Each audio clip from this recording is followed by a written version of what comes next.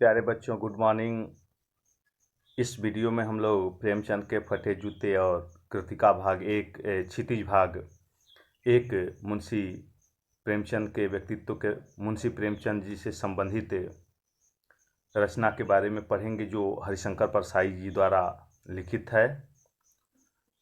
प्रेमचंद का एक चित्र मेरे सामने है। पत्नी के साथ फोटो खिंचा रहे हैं। सिर पर किसी मोटे कपड़े की टोपी, कुर्ता और धोती पहने हैं। कनपटी चिपकी है, गालों की हड्डियां उभर आई हैं, पर घनी मूछें चेहरे को भरा भरा बतलाती हैं। पाँवों में कैनवस के जूते हैं, जिनके बंद बेतरतीब बंधे हैं। लापरवाही से उपयोग करने पर बंद के सिरों पर की लोहे की पतरी निकल जाती है और छेदों में बंद डालने में परेशानी होती है। बंद मतलब वही रस्सी। तब बंद कैसे भी कस लिए जाते हैं। दाहिने पांव का जूता ठीक है, मगर बाएं जूते में बड़ा छेद हो गया है, जिसमें से अंगुली बाहर निकल आई है। मेरी दृष्टि इस जूते पर अटक गई है। सोचता हूँ फोटो खिंचवाने की अगर यह पोशाक है तो पहनने की कैसी होगी। नहीं, इस आदमी की अलग अलग पोशाकें नहीं होंगी। इसमें पोशाकें बदलने का गुण नहीं है। यह जैसा है वैसा ही फोटो में खींच जाता है।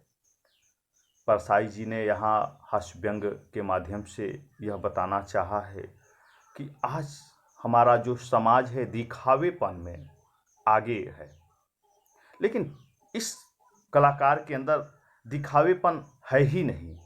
यह कलाकार दिखावेपन से अलग है। इसके अंदर दिखावेपन की कोई गुंजाइश है ही नहीं।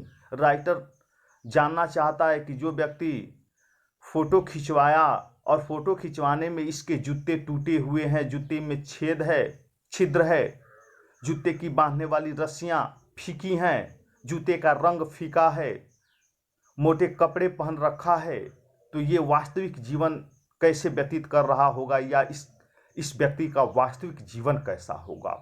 राइटर बताना चाहता है कि यह व्यक्ति दिखावेपन को नहीं जानता। आज तो दिखावेपन के लिए लोग क्या क्या नहीं कर लेते। दूसरे की पैंट पहन लेते हैं, दूसरे का शर्ट पहन लेते हैं, दूसरे का चश्मा पहन लेते हैं, यहाँ तक कि दूसरे का जूता और चप्पल पहन लेते हैं। आगे राइटर कह रहा है कि मेरी दृष्टि इस जूते पर अटक गई है। सोचता हूँ फोटो खिंचवाने की अगर यह पोशाक है। राइटर कहना चाहता है कि यदि फोटो खिंचवाने का यह पोशाक है तो फिर इस व्यक्ति की रहने का अंदाज क्या होगा, कैसे रहता होगा। मैं चेहरे की तरफ देखता हूँ, क्या मुझे मालूम है। मेरे साहित्यिक पुरखे की तुम्हारा जूता फट गया है और अंगुली बाहर दिख रही है। क्या तुम्हें इसका जरा भी एहसास नहीं है? जरा लज्जा, संकोच या झेप नहीं है? क्या तुम इतना भी नहीं जानते कि धोती को थोड़ा नीचे खींच लेने से अंगुली ढक सकती है? मगर फिर भी तुम्हारे चेहरे पर बड़ी बेपरवाही, बड़ा विश्वास है। फोटोग्राफर ने जब रेडी प्लीज कहा होगा तब परंपरा के अनुसार तुमने मुस्कान लाने की कोशिश की होगी। दर्द के गहरे कुएं के तल में कहीं पड़ी मुस्कान को धीरे धीरे खींचकर ऊपर रहे होंगे कि बीच में ही क्लिक करके फोटोग्राफर ने थैंक यू कह दिया होगा। विचित्र है यह अधूरी मुस्कान। यह मुस्कान नहीं, इसमें उपहास है, व्यंग है। राइटर कह रहा है कि इस व्यक्ति के पास अच्छे कपड़े नहीं होंगे, अच्छे जूते नहीं हैं। जो फोटो खिंचवाने में ऐसे जूते का प्रयोग किया है तो निस्संदेह इसकी यह सत्यता है।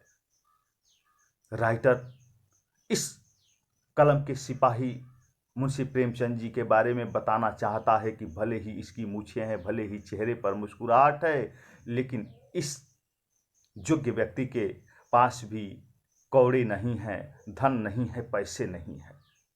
लेखक प्रेमचंद जी का एक चित्र देखते हुए बताता है कि उन्होंने मोटे कपड़े की टोपी, कुर्ता और धोती पहनी हुई है, कनपटी पिचकी हुई है और गालों की हड्डियां उभरी हुई हैं, परंतु घनी मूछें से चेहरा केवल भरा लगता है, बाकी कुछ नहीं है। चेहरे की रौनक भी नष्ट हो चुकी है, कम हो चुकी है। केवल मूछें हैं जो अब भी इस राइटर के पास बरकरार हैं।